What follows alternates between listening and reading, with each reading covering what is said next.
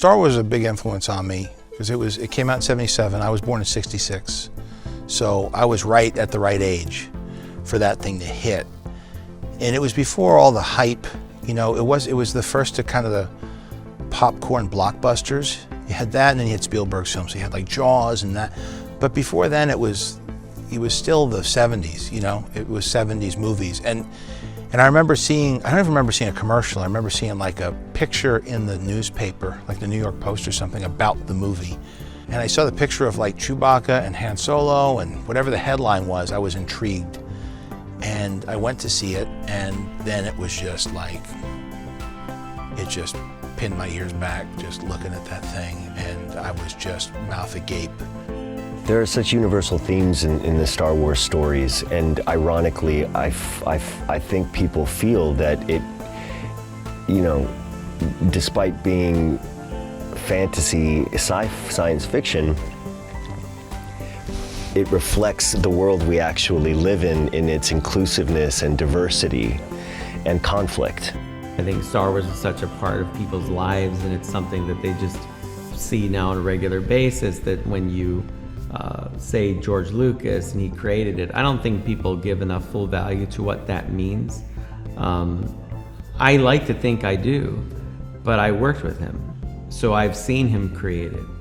I've seen the person that comes up with the lines and the dialogue and understands Anakin Skywalker and Luke Skywalker in a very deep level, because those characters are a part of him.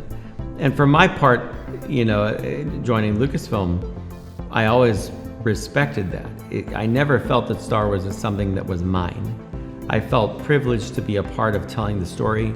I felt grateful that I got to do it with George. We wouldn't be able to do this show without Dave Filoni. I think he is the truest lover of the material. We can all try to compete to his level of love, is just the best word for it, for the world of Star Wars. And we would all lose against him.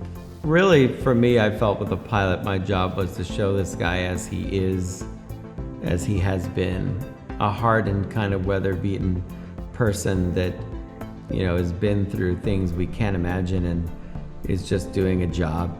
And his job is hunting down beings and turning them in.